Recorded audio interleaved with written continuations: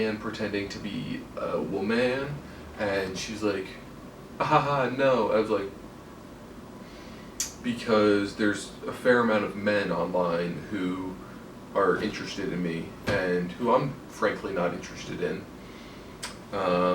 But so we're chatting, and she's like, let's play Truth or Dare. I was like, okay, that seems harmless. And the next thing I know, we're like exchanging intimate pictures, right? And I'm like, is she a woman? Or is she just posing as a woman? Because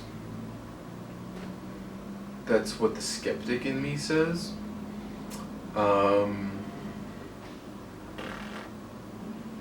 And so, what did I learn from that? I guess I learned that love doesn't come fast, right? Like, sure, that was a fun experience, but like, that's not what I want out of a lasting relationship. Whether she be man or woman. And yeah. Also, like, turning off the lust. I talked about that earlier, that, okay, so scrolling on my phone and porn, and like combine that, right? You can just scroll on porn and fine, right? Porn is what it is. Some people think it's good, some people think it's bad. And I think in general, it's double bad, technically, because you're scrolling and it's a dopamine feedback loop, but it's also reinstating the idea that women are objects for us, or that, you know, the human body is an object, right? Because there's male porn too,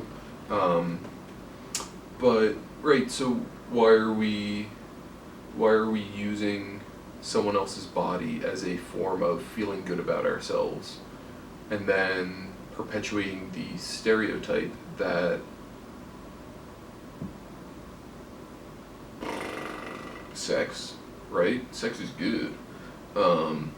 And especially in public places, like the gym or the park or, you know, a coffee shop, and you see a cute woman and you're like, damn, I'd like to hit that. And it's like, that's all you want to do? She's got interesting stories to tell you too. And so that's tough. And so I think porn double bad because of that. Scrolling bad. Excuse me. Excuse me. I don't understand why people are interested in burping. Like, I can't help the fact that I burp a lot. Sometimes I can. But like, if I feel it, I'm just gonna do it because, as my boy Shrek says, better out than in. And so, what was I gonna say? Yeah, I don't know. Like, people have burp fetishes, fart fetishes.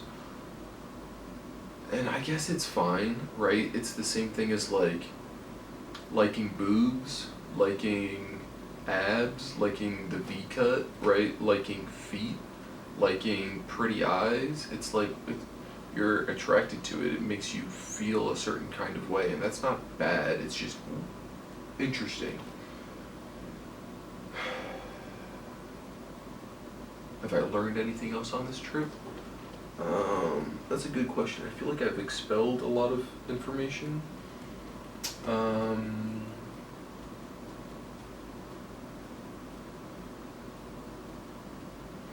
Yeah, learning how to maintain a sense of calmness under pressure.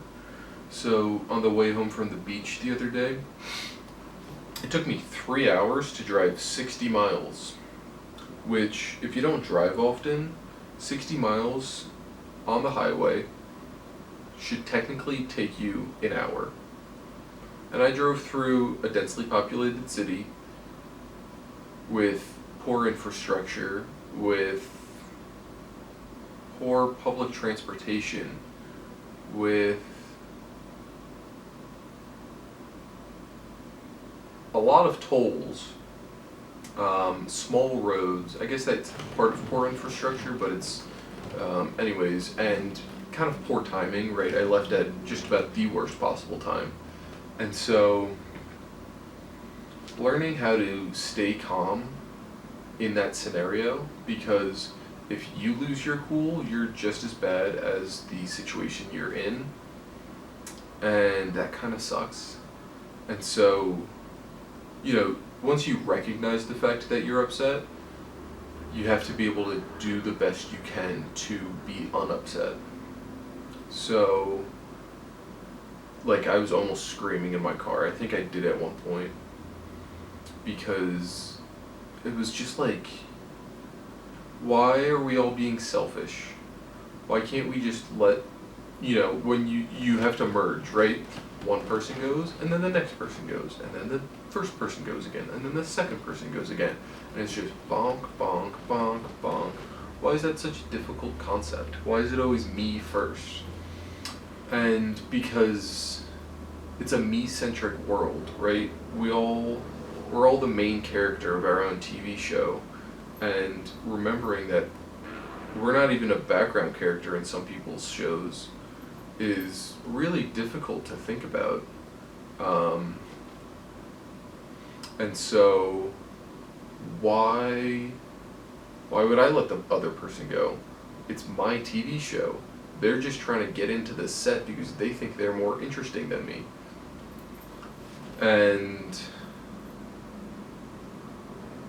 it's so difficult to remember that at times, that it's not all about me.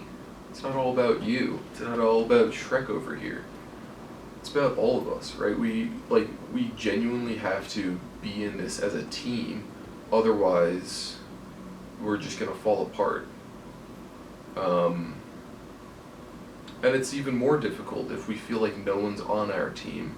It's like, why do I want to be on their team? They're not on my team. So, I don't know, do what you can with that. I'm also talking to you, the viewer, like you're still watching this. Like, I don't think anyone's watching this at the moment. If you are, you're cool. Thank you. This is a bracelet I got from my mother. She went to Italy with my father for 2 weeks.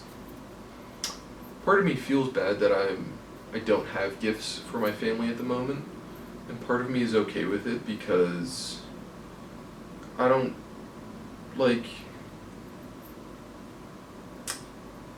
you don't go on a trip and expect someone to get you something, right? It's really nice when they do, but it's also like, you're already spending so much money, why would you spend something on me? It's like, because I thought about you, I thought you would like this. And that's very sweet, but we don't always have to spend money on people just to show them that we love them. Something I do is I get people rocks because I really enjoy rocks, but I've come to the realization that not everyone is so fond of rocks as I am, and that it can actually be quite a burden because it's like, I don't want this rock, all it does is take up space. And so I should start giving people rocks with the pretense of do whatever you want with it, throw it as far as you want, hit someone with it, do whatever. Keep it as long as you want, but I want you to have it, and hopefully that sinks in, that it's like, this is a token of my appreciation for you.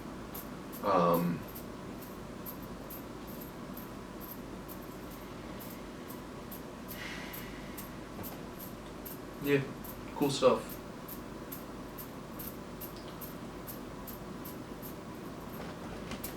I'm sure there's other things I've learned that I can't think about at the moment, but I don't know, I think that's kind of good. It's probably been 23 minutes so far, so I say it's a pretty good video. Thank you for watching. Thank you for showing up. It's been a minute. If you have a crush on me out there, thank you. If you want me to fart in my boxers, I'm not gonna. If I don't know. If you want your hopes and dreams to come true, they absolutely will. It just takes some time sometimes. Planning and effort as well, sadly. You can really want something and it still may not come to you. Sometimes you have to work for it. Sometimes you have to just not force it. I watched a video today called Wu Wei, Wuwei. I believe a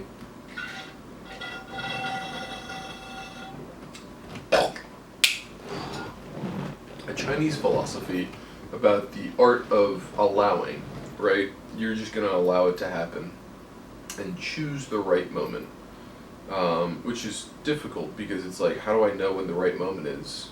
Like, you have to listen to that voice in your head that's saying, go do that thing, go talk to that person, go get out of bed, go do whatever it is, and you say, maybe later, or I have to do it right now. And, either forcing it or delaying it, which is both bad. And so it's like, how do I perfectly time it? It's like, it's not so much about perfectly timing it as much as it is about just knowing when it feels right. Does that make sense? Oh, it does? Cool, thanks. Check out this. It's not exactly there, but my friend and I used to do this pen trick where we would flip the pen in our fingers. And it's a little tough because you have to mangle it a little bit, but it's almost there. If I were to do it with a real pen, it would be a little bit better.